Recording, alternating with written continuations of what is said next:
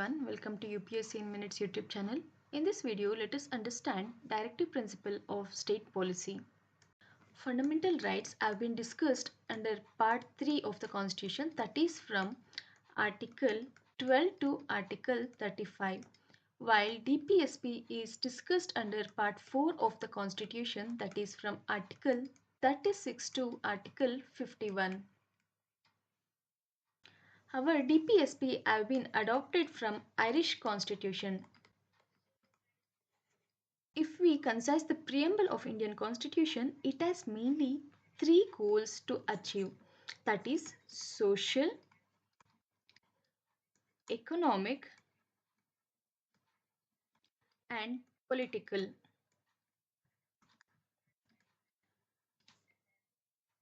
And the combined responsibility for meeting these goals are carried out by fundamental rights and DPSPs. Let's first begin with understanding the difference between fundamental rights and DPSP. Fundamental rights are a negative rights that lay down certain things that must not be done by the state if wish to achieve justice, example inequality, etc. While DPSP are a kind of positive right which lay down certain things that must be done by the state to meet the ends of the justice. The second difference is that fundamental rights are more concerned on political justice while DPSP are more concerned with social justice and economic justice.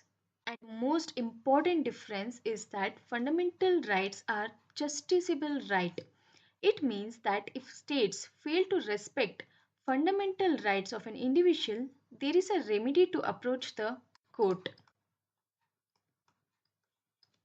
On the other hand, DPSP are non-justiciable right, that is, if state orders not followed, an individual cannot approach to a court. So, how do we know that DPSP are non-enforceable? That is from Article 37. Article 36 is a definition clause which says that definition of state given under Article 12 shall also be applicable in Part 4 of the Constitution, that is DPSP. There are mainly three characteristics of Article 37. That is, it says that directive principle of state policy are not enforceable. Second characteristic says that for governance of our country, directive principles are the fundamental source. And the third characteristic is that a government must follow the DPSP while making any law. You might feel that directive principles are a kind of moral obligation, but that is not true. The greatest force behind enforcement of directive principles are us, that is public opinion. Let's see how. A government is based upon a popular vote. If a government does not bring good policies and does not respect directive principles, its possibility of continuing government after 5 years of election get diminished. So, for the sake of popular vote and improvement in the public opinion, state and government are bound to respect DPSP and follow the DPSP. And the question arises, if DPSP are so important, why are they non-justiciable?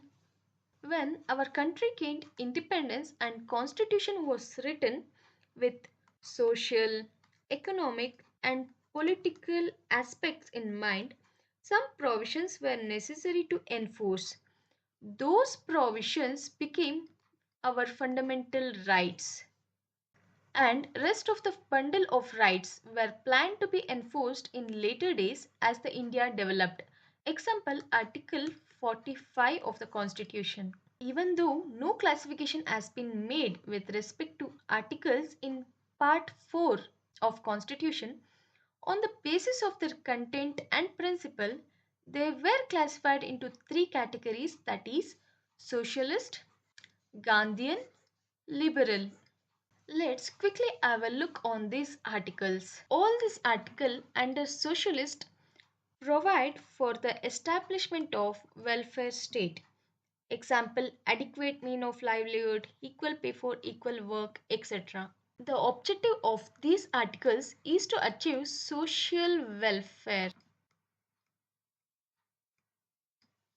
which includes Article 38, Article 39, Article 39A, Article 41, Article 42, Article 43, Article 43A, and Article 47.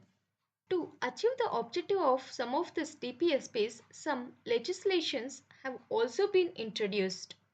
Example, Land Ceiling Act, Bank Nationalization, Equal Pay for Equal Work, Maternity Benefit Act, etc. Articles classified as Gandhian talks about those principles which were visioned by Gandhiji during national struggle for independence.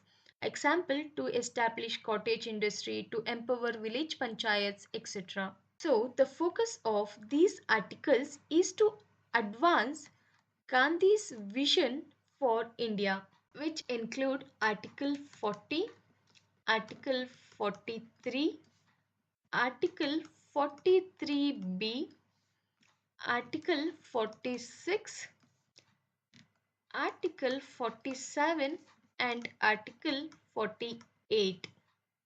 Some of the DPSP which have been successfully enforced include Promotion of Cottage Industry, Minimum Wage Act, and recent event on ban on slaughter of cow, which you all must be knowing. And third, these articles which belongs to liberal principles talks about liberalism. Example, establishment of uniform civil code, respecting international principles, etc. These articles promotes the idea of liberalism. Include Article 44, Article 45, Article 48, Article 48A, Article 49, Article 50, and Article 51. Legislations regarding protection of environment like Water Pollution Act, Forest Act, etc. find their basis in this article. The last part of this video on directive principles are these four amendments. Firstly, 42nd Amendment of 1976, which led to addition of four articles, that is Article 39, Article 39A, Article 43A, and Article 48A, where Article 39 provides opportunity for health development of children, and Article 39A provide free legal aid for poor. Article 43A provide opportunity for workers to participate in management of industry, and Article 48A states conserve environment, forest, and wildlife. Then we have 42nd Amendment of 1978, whereby Article 38 was added, which states minimize inequality of income, states, and opportunity. Then we have 86th Amendment of 2002. Here Article 45 was added. And finally 97th Amendment Act of 2011, which added Article 43B to the Constitution. I hope you all like the video. Please like, share, subscribe. Thank you.